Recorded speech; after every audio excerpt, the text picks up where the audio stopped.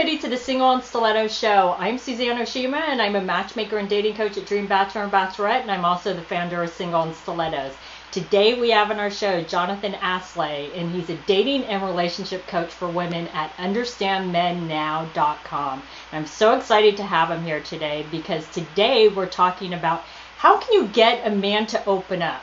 So before we jump into that topic, though, Jonathon, I would love for you to tell our audience a little bit about you. Absolutely. Well, first off, thank you so much for having me. I think you are fantastic, and I'm so excited to be on your show. So, I'm a dating relationship coach for women. Yes, I know it's kind of a surprise. Because there aren't a lot of men who do this. And and that's how I kind of got started, is giving the male perspective to women, understanding the way us guys think, the way we act, you know, what love, sex, and commitment means to us. So I call myself the guy spy to the male mind, and I'm a heart protector for women. I think that's the best line I've ever heard from a coach. Really? I love it. And Jonathan's absolutely right. I know a lot of people in this industry, and there's very few men that actually date coach women. So I think that's great that you do this. So let's jump into how can you get a man to open up? So can you give us your 3 best tips if a woman's dating a guy and he just doesn't seem to open up to her? You know, one of the most common questions I get is that guys, you know, closed off, they're emotionally unavailable, which I don't believe that. I don't subscribe to emotionally unavailable men.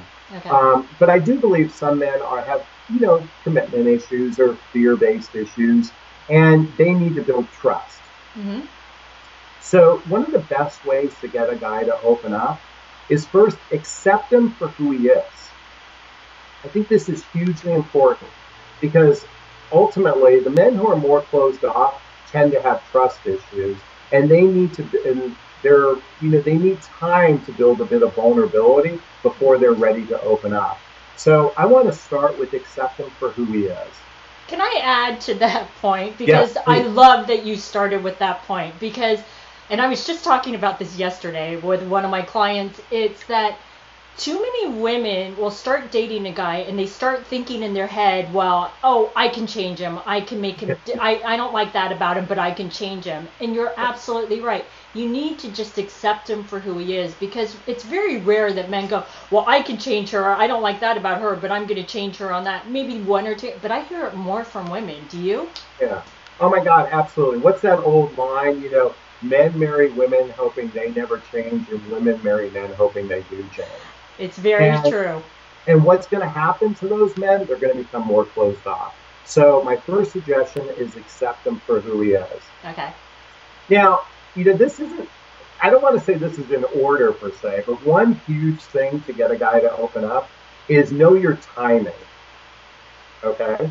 Know your timing when you're going to have this chat. So you want to talk to your guy, and there's something important you want to share, you want to get off your chest. But he's in the middle of watching Super Bowl, and you go, this is the time I want to have the chat. Okay? I'm going to tell you that if he's a big football fan, and you need to have a chat on one of the most important days of his life, that's not the right time to have a chat.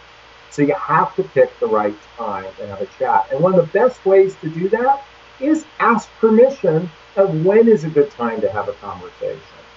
Now you might think permission, that sounds so, you know, controlling. No, that's actually a great way to get a guy to open up, is get his buy-in, if you will, on when would be a good time to have a conversation with you. Right, because he feels like he's participating in the decision to talk about whatever it is you want to talk about, right? Exactly.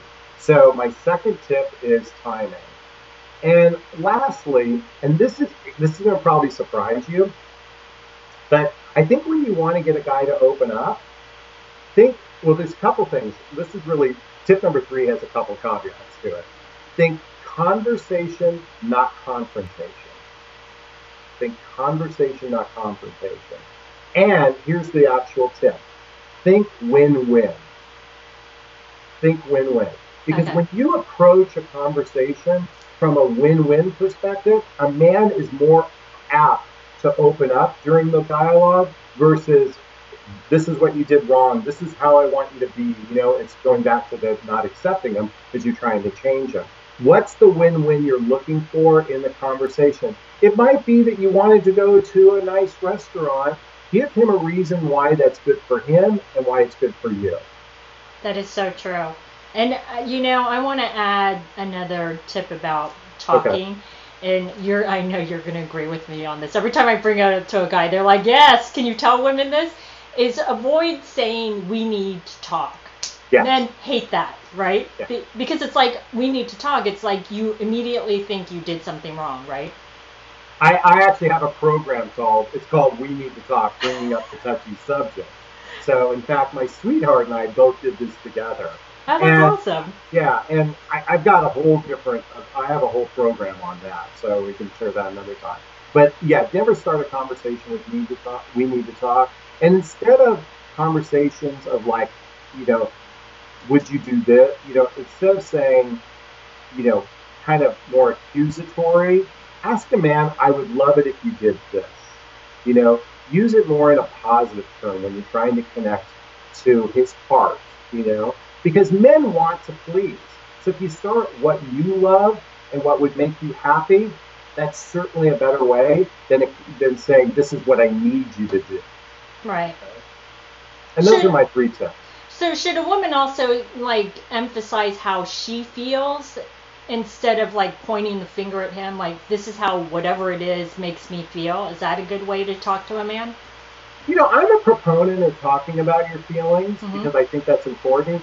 And it's usually difficult to judge someone for how they're feeling versus the way, instead of pointing a finger of how you making, pointing a finger at how he's doing something wrong, just express how you feel. I think that is important. But you have to be really careful, because men are more logical creatures, so they use their thinking part of their brain. So you want to tap into that as well. Not to say that women are illogical, but it's very true that... Oh my God, did I just say that? That's not what Jonathon meant, ladies. He just meant that men think in a logical progression. Exactly. So, well, those have been some great tips. So, Jonathon, tell our audience how they can find you. All right. Well, you can find me at understandmennow.com, understandmennow.com. And if you go to my website, I've got a bunch of free gifts for you, 3 heartbreaking mistakes women make in relationships. I even have an audio course on how to get a guy to open up, plus a bunch of other free gifts. So go to Understand Men Now and get all your free goodies.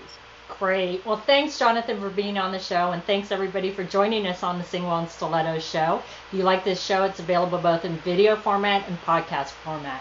The videos are available at singleandstilettos.com, and you can download the podcast from iTunes. And if you would like to get our free report on the top 10 secrets on what attracts a man and what turns him off, you can click right here on the video, or you can go to singleandstilettos.com.